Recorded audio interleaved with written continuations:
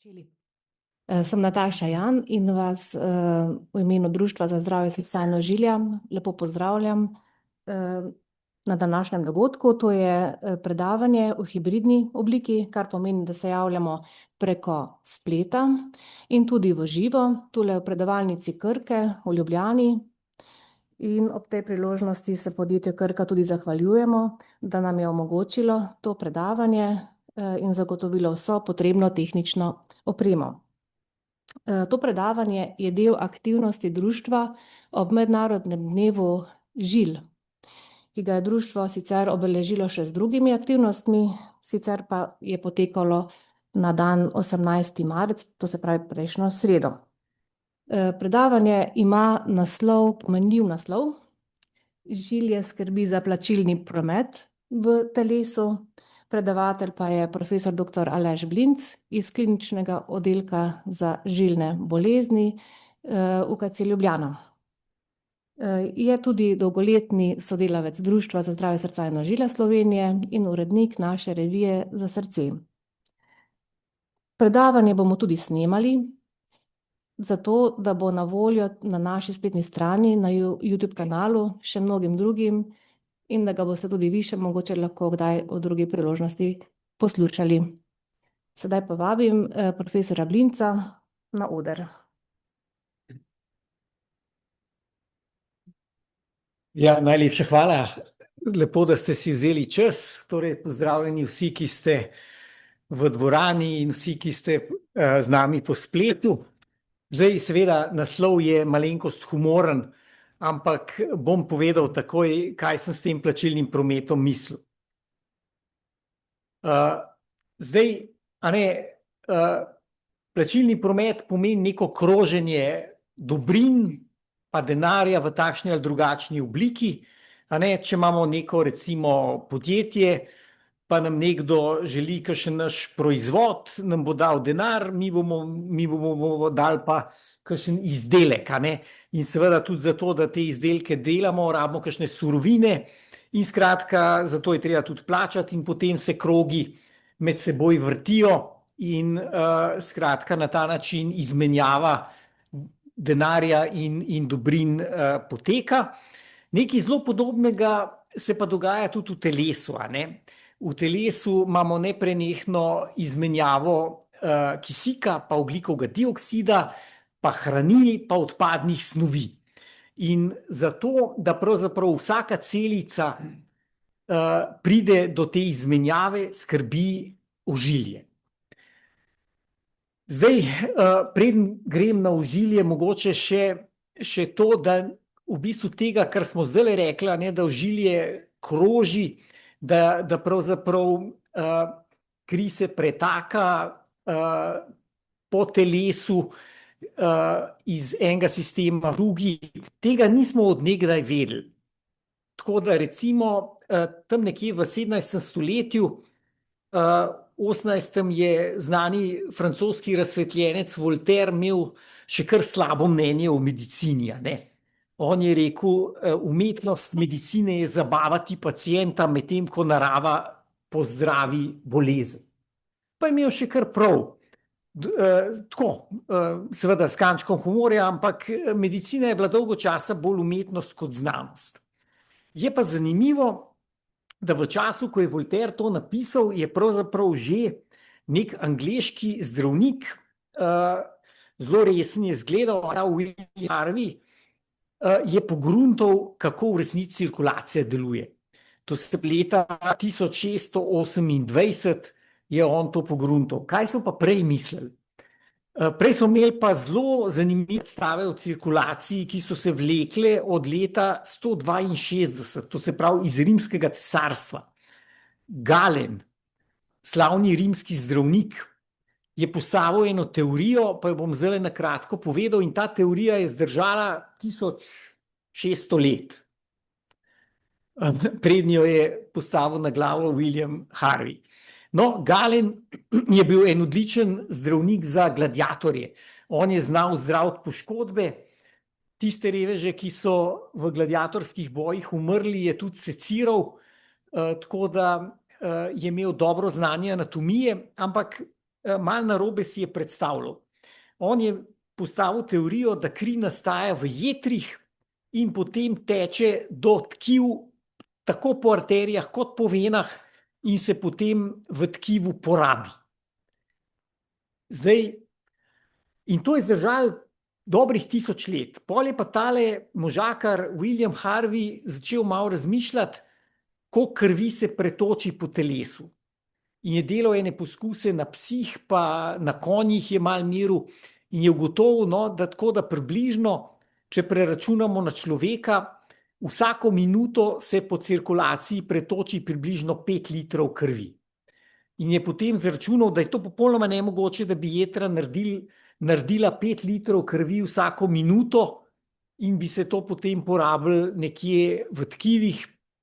Skratka, to bi bilo povsem neki izven fizikalnih zakonov in je skratka potem še z nekimi drugimi poskusi ugotovil, da pravzaprav kri kroži, da srce poganja v arterije in se potem preko tkiv, preko drobnih žilic ponovno zbere v vene in priteče v desno srce, potem gre v pljuča, se obogati s kisikom, pride nazaj v levo srce, obogatena kri s kisikom in gre spet v tkiva.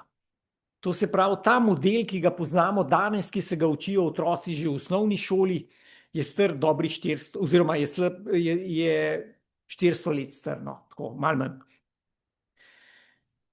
Ok, dobro, zdaj, kaj je osnovna naloga cirkulacije, to smo že rekli, ampak v teh drobnih žilicah, je treba oddajati kisik iz rdečih krvničk, tako da vsaka celica dobi kisik, da imajo celice možnost oddati ogljikov dioksid, ki nastaja pri presnovi in se potem s pljuči ta ogljikov dioksid izdiha, in pa seveda dobiti morajo hranila, to se pravi glukozo, krvni sladkor, maščobne kisline, pa seveda tudi aminokisline za sintezo beljakovin, medtem ko kakšne odpadne produkte pa celice tudi oddajajo v cirkulacijo in potem jetra to presnovijo in izločijo iz telesa. To se pravi, tukaj spet ta analogija, menjava takih in drugačnih snovi, to je tisto, kar sem mislil z naslovom s plačilnim prometom. Zdaj, tole pa kaže v bistvu, da tele krogci so prečno odrezane kapilare in te niso v večini celic telesa nikoli oddaljene več kot 50 tisočink milimetra, 50 mikrometrov. Skratka, vsaka celica ima zelo blizu neko kapilaro, iz katere dobiva kisik, v katero oddaja ogljikov dioksid in dobiva hranila in oddaja odpadne snovi. Skratka, ta mreža je zelo gosto prepletena v tkivih. In to je tisto, kar nanese, če ste kdaj slišali, koliko je žil v telesu. To gre v bistvu v tisoče kilometrov, ampak to je na račun teh drobnih žil. Medtem ko te ta velike žile, o katerih bom kmalu kaj več povedal, te so pa bolj v metrih kot v kilometrih, to je jasno. Ok, gremo po vrsti.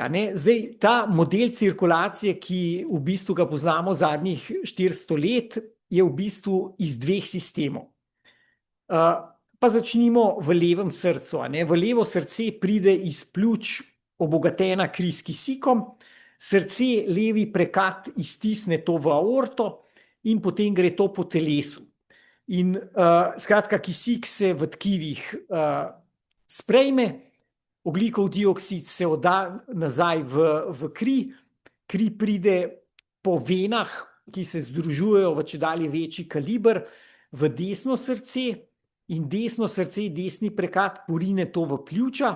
V pljučih se zgodi pa izmenjava plinov na drug način, ta bogata kri z ogljikovim dioksidom pa revna s kisikom, po en stran odda ogljikov dioksid, po drugi stran sprejme kisik in kri ista pride nazaj v levi predvor in potem v levi prekat in krog se vrti.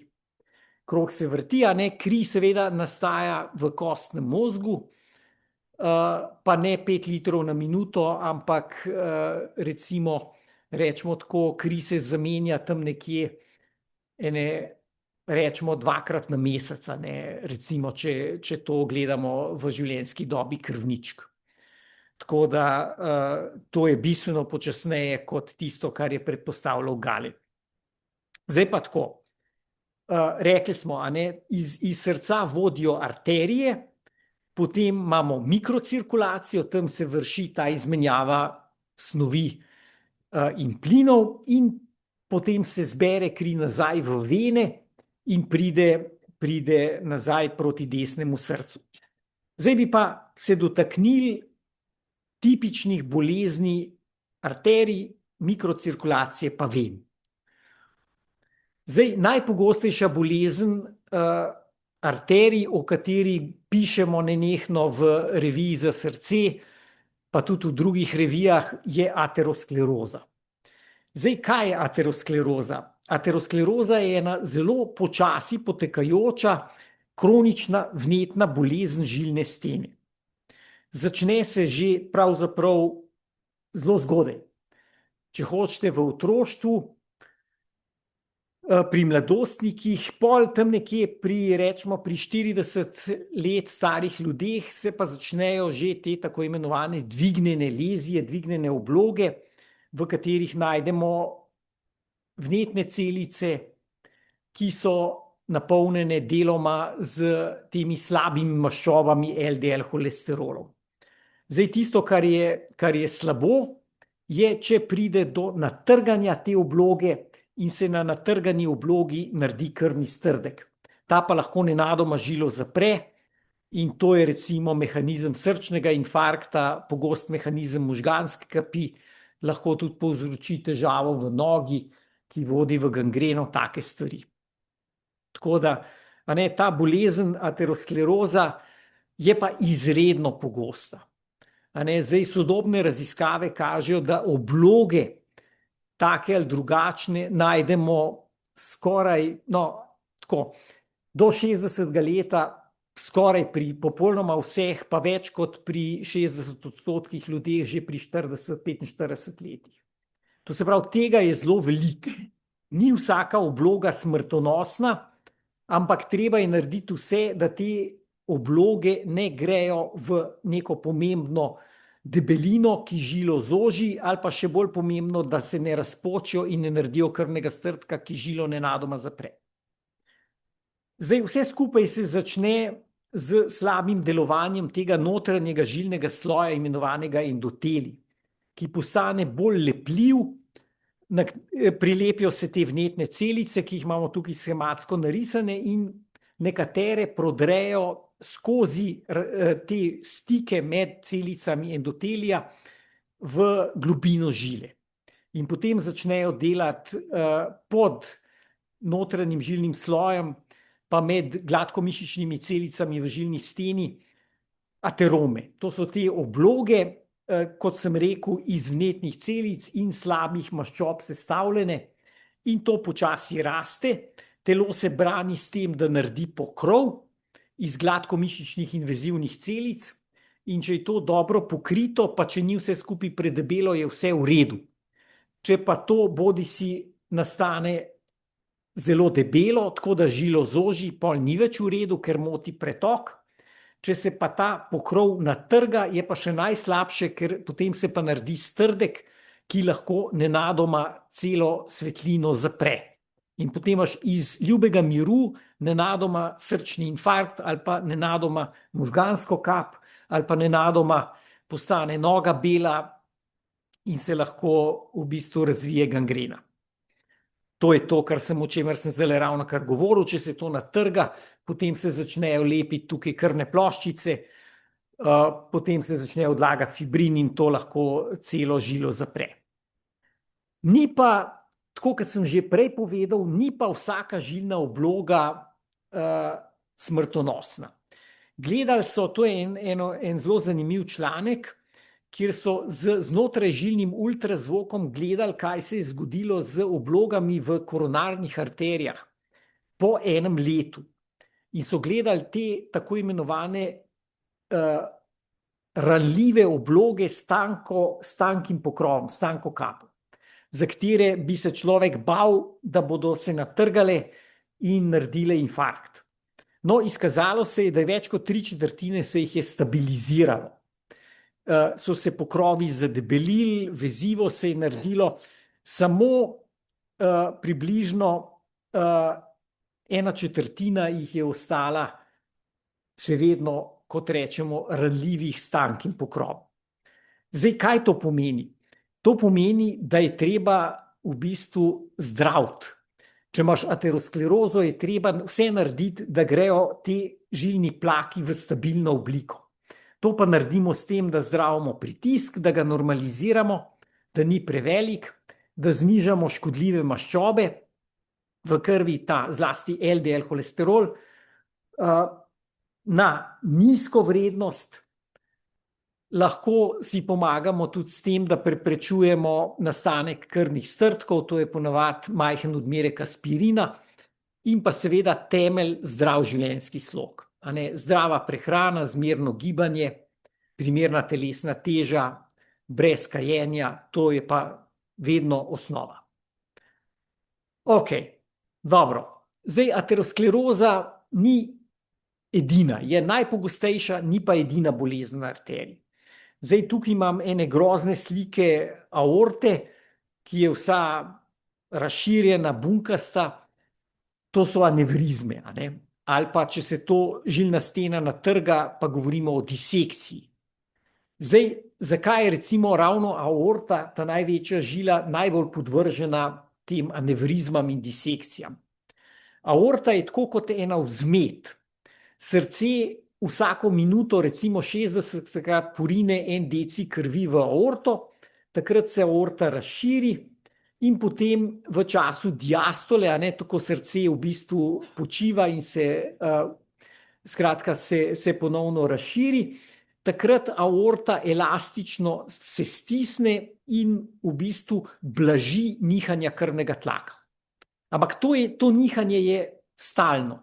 To je 60-krat na minuto, 3600-krat na uro in to pridemo na milijone nihajev tekom let. Zdaj, predstavljajte si, kaj se zgodi z neko elastiko, ki jo recimo, če smo malo živčni, recimo pol ure raztezamo, potem nam pa poči. To je pravo malo čudo, koliko aorta zdrži teh nihajev. Ampak včasih se pa tudi aorta v bistvu utrudi material in potem se to preraztegne. Kadar se preraztegne, govorimo o anevrizmi. Če se pa to natrga, te 3 žilni sloji so, endoteli, gladkomišične celice vmes, medija, pa potem vezivni sloj adventicija. Če se te 3 sloji med sabo razmaknejo, če kri vdre med te sloje, potem govorimo pa o disekciji. In to je te 2 stanje, anevrizme in disekcije, sta med seboj povezani. Zdaj, v zadnjih letih imamo dosti elegantno zdravljenje z znotrajžilnimi opornicami. Tole, kar bi tukaj pokazal, je recimo najbolj pogosto mesto anevrizme aorte je pod ledvičnimi arterijami. To je schematsko narisani ledvični arteriji. To je pa že mesto, kjer se aorta razdeli v skupne medenične arterije. Tako da, če so anatomski pogoji ugodni, lahko anevrizmo trebušne aorte zdravimo z znotrajžilno opornico. Ni treba več odpreti trebuha, odmakniti črevesja, operirati odprto, ampak se da skozi dimelske arterije postaviti ta 2 kraka te znotrajžilne opornice, ki se potem v žili sami stakneta in v bistvu izključita, kot rečemo, to bunko, to anevrizmo iz krvnega obtoka. Zdaj, takole izgleda žilna stena, kadar se natrga, kadar se žilni sloji razmaknejo. Zdaj, tisto, kar je posebej nevarno, je to, da ta notranja zavesica, ki se je odmaknila, začne mašiti neko žilo, neko stransko vejo. Potem lahko pride do slabe prekrvitve, recimo ledvice, črevesja, noge, lahko tudi v vratu, če se to zgodi na karotidnih arterijah. Skratka, to je komplicirana disekcija. Zdaj, tudi za te natrgane žile, natrgano aorto, dan današnji obstaja to isto ali pa zelo podobno znotrajžilno zdravljenje s pokritimi žilnimi opornicami. In to je velik napredek, včasih je bilo to treba operirati, zlasti v prsnem košu in med prsnim košem in trebuhom je to izredno težavno. Zdaj je veliko primerov, ko se da to razrešiti z postavitvijo znotrajžilne opornice. Zdaj seveda je pa to še vedno kar velik poseg, posebej zato, ker iz aorte izhajajo tudi drobne žilice za hrbtenjačo in v nekem, ne sicer velikem, razmeroma majhnem procentu, recimo 5% ljudi, ima lahko težave z prekrvitvijo hrbtenjače, kar pomeni parezo, delno ohromitev ali pa paralizo, popolno ohromitev od nekega nivoja navzdol. To pa seveda si noben ne želi. Tako da recimo 1 na 20 ljudi, ki so zdravljeni s to pokrito žilno opornico v predelu prsne aorte, ima neke nevrološke težave. To je tisto, kar pravzaprav je treba vzeti v zakup. Zdaj velika večina ljudi jo odnese krasno, nekateri pa imajo tudi nevrološke težave. Dobro, toliko o arterijah na kratko. Gremo na mikrocirkulacijo, to se pravi, to so te drobne žilice, kjer se pa dejansko vrši ta funkcija cirkulacije, oddajanje ogljikovega dioksida v kri, oddajanje kisika v tkiva in menjava hranil za odpadne snovi. Zdaj, tisto, kar velja si nekako zapomniti, je to, da pravzaprav mikrocirkulacija ponavadi nastrada ne toliko zaradi same prizadetosti cirkulacije, ampak pri nekih drugih boleznih. Recimo, če imamo neko zelo hudo okužbo, ki vodi sepso, recimo to so bakterije v krvi, to lahko povzroči septični šok, pravzaprav, ko postane cirkulacija, kot rečemo, začne puščati. Prepustnost mikrocirkulacije se poveča, tako kot bi naredil luknjice. Začne iztekati tekočina v tkiva, nastane oteklina, edem, prekrvitev se pa poslabša.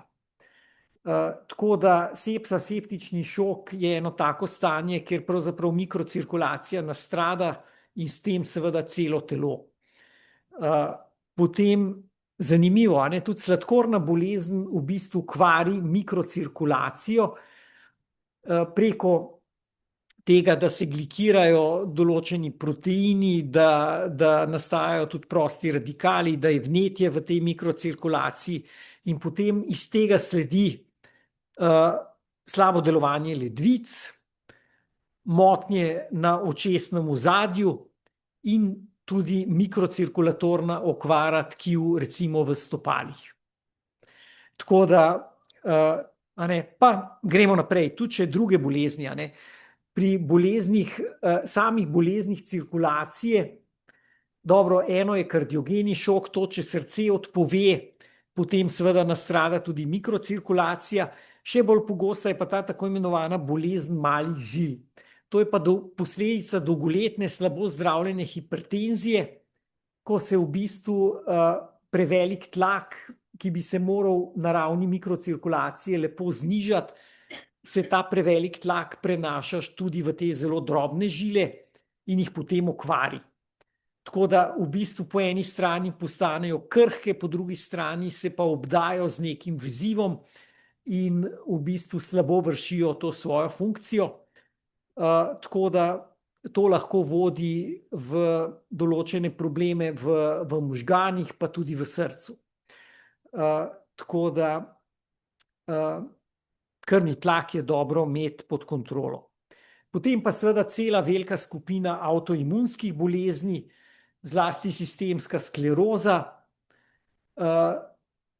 lahko zelo močno okvari mikrocirkulacijo. Raynaudov fenomen pa ni nujno, da je zelo grozna bolezen, večinoma gre pravzaprav za neko preobčutljivost na mraz, kjer v bistvu se mikrocirkulacija zelo močno stisne ob izpostavitvi mrazu, potem se pa tudi normalno nazaj odpre. Tako da Raynaudov fenomen imaš lahko v sklopu bolezni avtoimunskih ali pa tudi sam zase, v 90% sam zase ne pomeni nič groznega. Treba se je samo dobro varovati pred mrazom. No, pa zdaj tole bolezen, na katero smo že malo pozabili, pa nam je pred leti grenila življenje, COVID, neposredno napada endotelne celice, notranji žilni sloj in lahko tudi naredi grde okvare mikrocirkulacije. Ok. No, to je tako samo en tak grafičen primer, kadar srce ne more črpati dovolj krvi za ohranjanje vitalnosti organov, to je definicija kardiogenega šoka, se dodatno okvari mikrocirkulacija in potem je to začaran krog. Premalo krvi pride v mikrocirkulacijo, mikrocirkulacija začne odpovedovati, naredijo se mikrotrombi in potem pride še manj krvi in skratka, to je spirala navzdol. Tako da to je treba prekiniti, preden pride do odpovedi mikrocirkulacije, če želimo človeka pozdraviti. Dobro, zdaj pa za zaključek še nekaj malega o venah, kako kri pravzaprav se vrača navzgor. Ko pride iz teh zelo drobnih žilic, se zbere v čedalje večje venule in venule se stikajo in potem velike vene pa sledijo arterijam. Tako kot recimo v arterijah, arterije vodijo kri v telo, nazaj proti desnemu srcu vodijo vene. Praktično ponavadi druga ob drugi ležijo te žile. Arterija, ki pelje kri navzdol, vena, ki pelje kri navzgor proti srcu. Tako da anatomija je sicer malo bolj variabilna kot pri arterijah, ampak v grobem pa podobna. Zdaj, tisto, česar se pri venah najbolj bojimo, je venska tromboza. To so pa strdki. To je malo drugače kot pri arterijah. Pri arterijah smo rekli, da se obloge aterosklerotične natrgajo in nastane strdek zaradi natrganja aterosklerotične obloge. Pri venah gre pa za to, da je tok krvi počasnejši, pod nižjim tlakom, vene v bistvu zaradi tega, ker imajo tok nizek tlak, pravzaprav ne doživljajo nobene ateroskleroze, so pa podvržene temu, da pride do krvnih strdkov. In sicer vene imajo zaklopke, ki pomagajo, da kri ne uhaja nazaj, navzdol, recimo proti nogam, ampak da teče kri samo v ta pravo smer. Za temi zaklopkami se lahko naredijo tako kot neke vrste žepki, v katerih kri zastaja in tukaj je tipično mesto za nastanek strdkov. Če strdek nastane precej velik, se lahko odtrga in odleti v pljuča. To je pa tisto, česar se pri venski trombozi najbolj bojimo, pljučna embolija. Bom to zdaj pokazal na naslednji sliki. Tipično nastanejo strdki nekje v nogah, v golenih, tam naredijo neko lokalno nelagodje, lahko tudi malo tekline, ampak nič hudega. Hudo nastane takrat, če se strdki, ki so precej veliki, odtrgajo, odletijo po čedalje večjih venah navzgor in pristanejo v pljučnih arterijah. Zdaj, če teh strdkov dovolj, da začnejo motiti pretok skozi pljuča, potem imamo simptomatsko pljučno embolijo. Pljučna embolija je pa lahko zelo resna bolezen, lahko tudi smrtna, če je zelo masivna.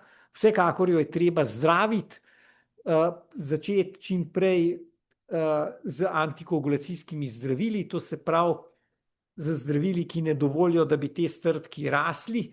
Če je pa v bistvu cirkulacija že močno ogrožena, če človek leze v šok, potem je treba pa pljučno cirkulacijo izprazniti, to se da pa lahko kemično z zdravili raztopiti te strdke ali pa z določenimi kateterskimi posegi posrkati.